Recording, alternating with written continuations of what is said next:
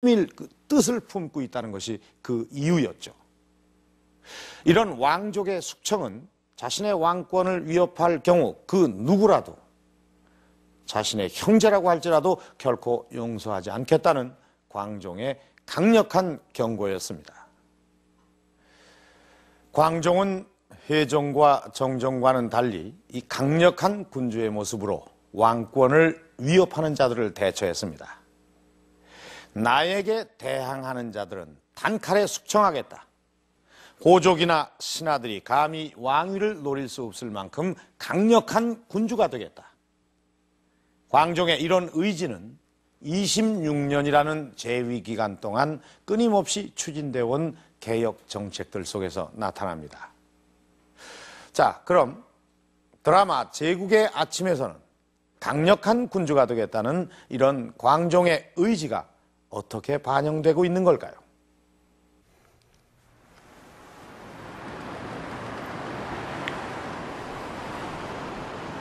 드라마 제국의 아침에 실내 촬영이 이루어지는 KBS 드라마 제작센터. 300여 평의 스튜디오에 제국의 아침 전용 세트가 만들어지고 있다. 제국의 아침 전용 세트는 일반적인 간이 세트와는 달리 스튜디오 안에 실제 집을 짓듯이 제작된다. 네, 이런 배열름 기둥을 우선 둘 수가 있는데, 이렇게 배가 좀 나왔다고 해서 이제 배열름 기둥이라고 불립니다. 이런 기둥은 고려시대 건축물을 상징한다 할 수가 있고, 또 이 위에 부분에 이렇게 떠받치는 부분이 있죠. 그 부분은 공포라고 불립니다. 기둥 하나 더 고려 초 유행했던 기둥 양식을 살려 실제 원목으로 사실감 있게 제작했다.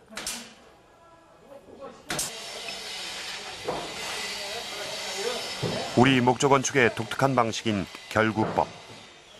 제국의 아침 세트장에 공포를 제작할 때는 못을 전혀 사용하지 않는 고유의 기법이 그대로 도입됐다. 맞춰도 받고 하나 바꿔야 된다.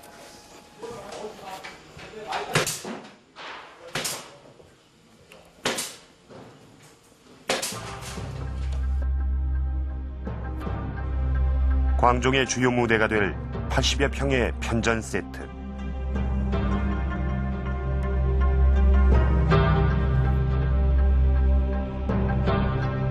역사적인 고증을 바탕으로 고려 궁궐에 가깝게 재현돼 있다. 광종의 강력한 왕권 확립의 과정을 보다 사실적으로 뒷받침해주게 될 것이다. 소품의 색상과 질감 하나하나에도 강한 군주의 모습을 상징하기 위해 세심한 손길이 닿았다.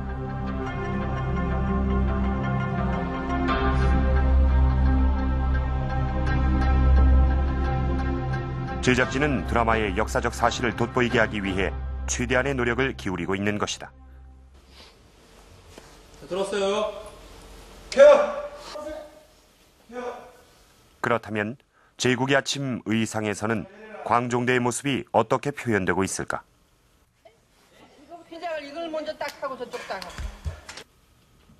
가장 먼저 눈에 띄는 것은 여성들의 장신구가 매우 화려해졌다는 것이다.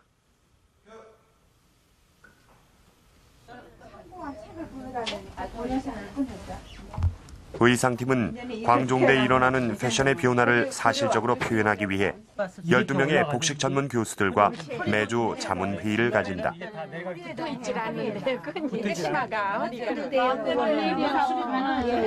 마음대로 해도 돼. 아주 많이 다양하더라고.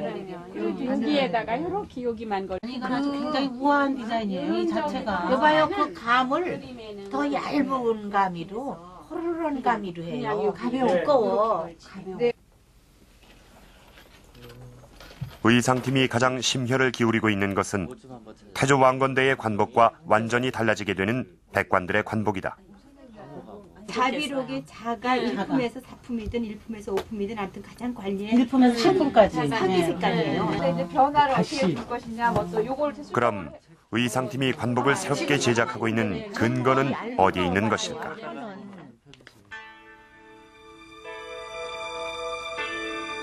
고려사 기록에 따르면 광종 11년에 백관들의 관복 제정이 이루어졌다고 돼 있다. 백관들의 관복에 일대 혁신이 일어난 것이다. 광종 11년 이전엔 백관들이 모두 제각각의 디자인과 색상의 관복을 입고 있었다.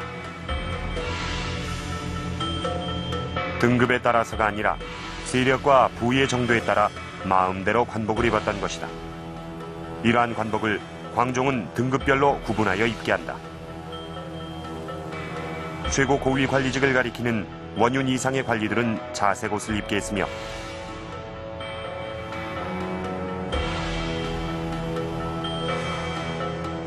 그 아래 관직인 중단경에 해당하는 관리들은 붉은 단색 옷을 입게 했다.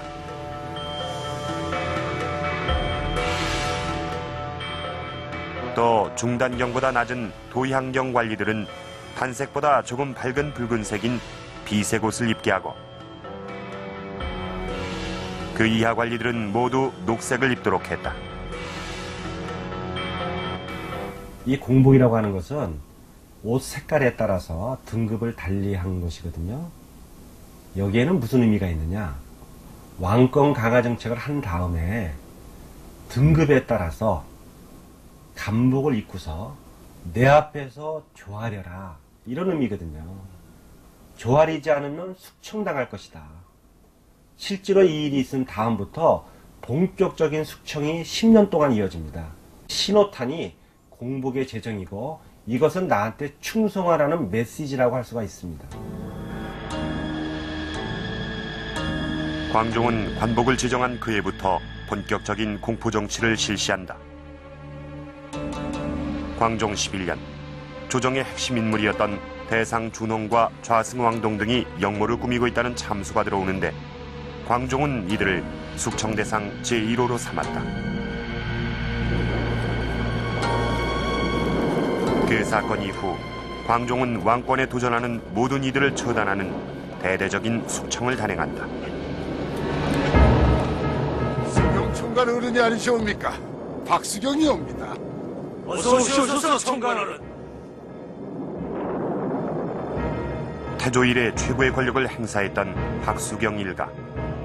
광종의 추기를 적극적으로 도왔던 박수경 삼부자는 당시 조정의 가장 중요한 요직을 맡고 있었다.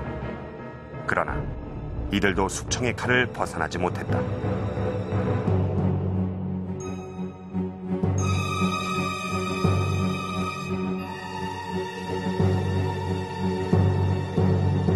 광종은 박수경의 세 아들이 역모를 꾸미고 있다는 참소를 받고 세 아들을 한꺼번에 제거한다.